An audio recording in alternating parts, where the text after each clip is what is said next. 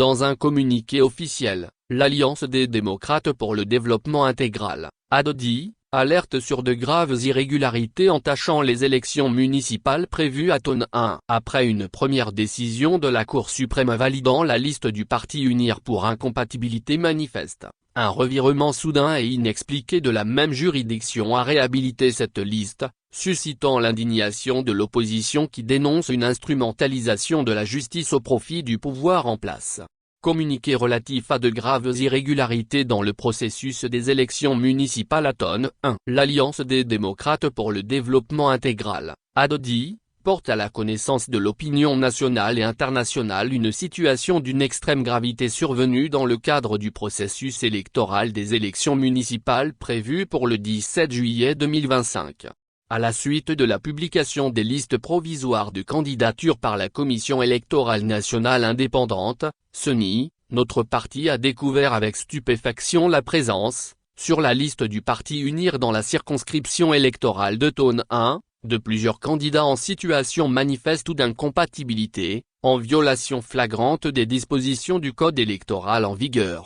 Parmi ces irrégularités particulièrement choquantes, nous relevons la candidature d'un chef traditionnel, explicitement frappé d'incompatibilité par la loi, celle d'un membre de la Commission nationale des droits de l'homme, CNDH, une institution indépendante, tenue à une stricte neutralité politique.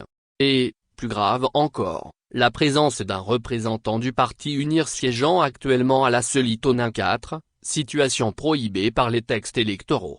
Face à ces violations de la loi, l'ADODI a saisi la chambre administrative de la Cour suprême dans le cadre d'un contentieux électoral par ARAZN-01-M-2025 du 12 juin 2025. La Cour a donné raison à notre recours, invalidant la liste du parti UNIR à Thônes 1. Cette décision a été actée par la CENI, qui a procédé à un tirage au sort pour le positionnement des listes sur les bulletins de vote. Mais, contre toute attente, 6 jours plus tard, la même Cour suprême, par un nouvel arrêt N-034/M/2025 du 18 juin 2025, a opéré un revirement total en réhabilitant la liste UNIR. Cette volte-face brutale, intervenue sans justification juridique claire, s'est accompagnée du maintien sur la liste d'un candidat pourtant frappé d'incompatibilité, et de la substitution irrégulière de certains candidats, en dehors des délais légaux.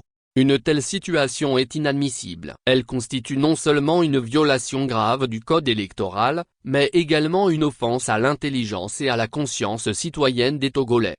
Au moment où notre peuple réclame plus de justice, de transparence et d'impartialité dans la gestion des affaires publiques, il est profondément inquiétant de voir la plus haute juridiction du pays, censée incarner l'indépendance et la rigueur du droit, se compromettre dans des décisions contradictoires et politiquement orientées.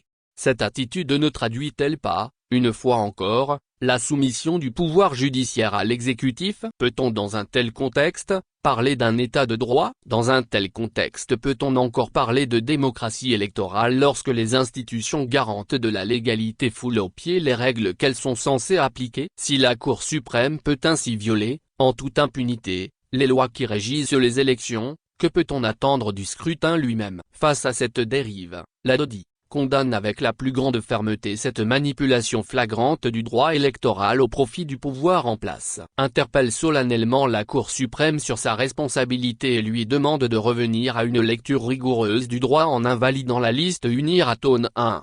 Appelle les forces démocratiques et les organisations de la société civile à une mobilisation collective pour le changement et la démocratie dans notre pays et réaffirme avec force son engagement en faveur d'un processus électoral crédible, transparent, juste et équitable, seul fondement légitime de la stabilité politique et du développement durable de notre pays. Fait à Lomé, le 22 juin 2025. Pour le Bureau national, le président national, Prof. M.T. Gog.